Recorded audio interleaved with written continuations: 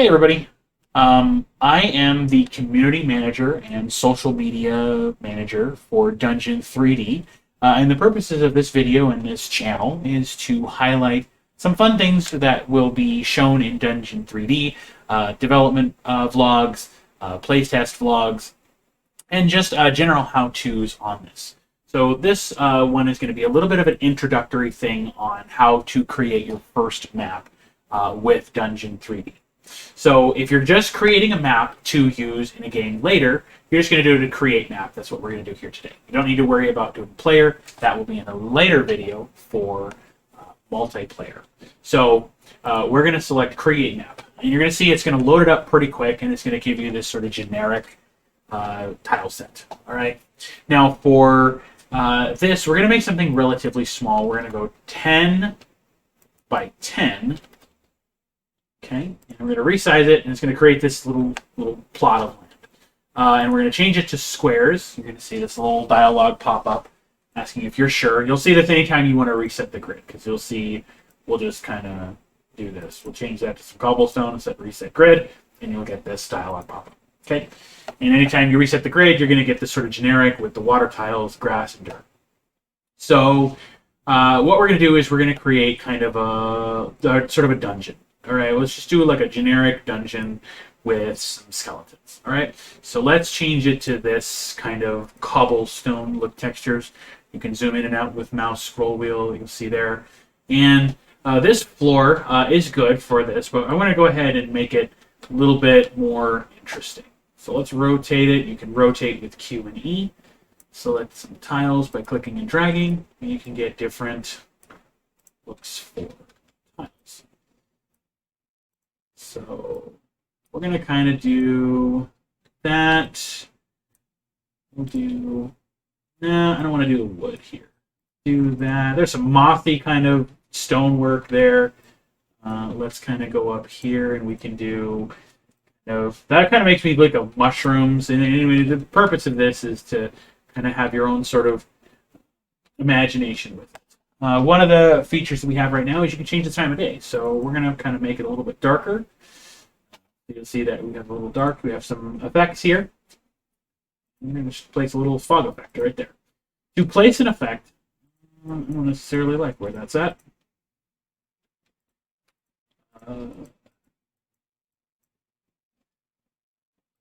So we're going to delete that. So we're going to go ahead and place the fog effect kind of more in the center.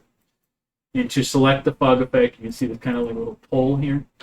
We're going to scale this effect down. We'll do it right there. All right. So, and we're going to do a campfire, a little campfire, you can see, and we're going to scale the campfire up. Make it like a nice little fire pit. Okay. There's other effects that I'll show in later videos and stuff like that. But for right now, I just want to go ahead and do this very simple map. So now what we're going to do is we're going to place some creatures inside the map. You'll see skeleton here. So this is our little skeleton guy. He's got some ribs going on. The purpose of this is to be low poly to still have the feel of your traditional sort of tabletop environment with these kind of miniatures and so on and so forth, just in a 3D virtual environment. Let's place a couple more skeletons right here, and we'll do another skeleton here. And let's do one more here. And let's change the color of this skeleton. We'll make him kind of a bloody skeleton. So we're going to select him, and we're going to change his color. So click on the skeleton, and we're going to do kind of a bloody skeleton. Maybe this is not a skeleton, maybe this is a zombie. So we're maybe going to have him get a little bit more flesh tones, maybe some kind of like greenish tones like he was before. Maybe some flesh tones there, like so. Maybe let's go to this guy, and we'll kind of do some pink tones. But yeah, that kind of gives you an idea of like the customization for the different models. Now, of course, every dungeon needs its heroes. So we're going to do our heroes here. And the human fighter is just labeled as human, so we're going to place 4 of these, and we're going to delete one of these guys. We're going to get rid of this guy, and we're going to do a human caster. Difference being, you can see here that he's got some robes on. Now these kind of look bland, so we're going to give them a little bit of variety in their state of dress. So we're going to kind of have a maroon guy, and a guy with blue robes, and then maybe this guy's wearing some shiny blue plate mail. Maybe this guy, maybe we'll do brown on this guy too, maybe do like leather armor. Okay. You can set states, okay, for things like bleeding or fatigued, flat-footed, frightened, stuff like that. Your typical tabletop RPG conditions. Of course, as you can see here, you can rotate them, and you can give them weapons. So we're going to give our spellcaster a staff. We're going to give our paladin a sword. We're going to give our ranger a bow. And maybe this guy is just a monk, so he's going to punch things to death. There you have it. You have just a little simple map. You can add props through buildings. I'll go into a little bit more on that, so you can see the scale we have of the.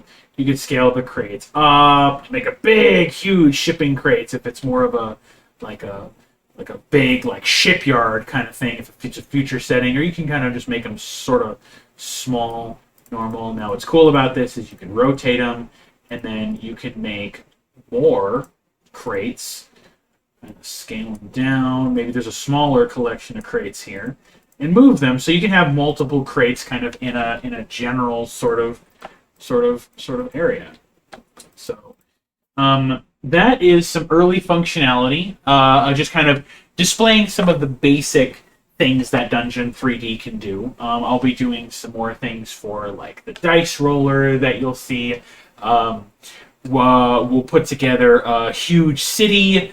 You can show how to build roads and foliage and how to scale those and how to create really interesting dynamic environments. This is just our generic dungeon here, and we're gonna go ahead and where our paladin is gonna charge this skeleton, and they're gonna fight it out.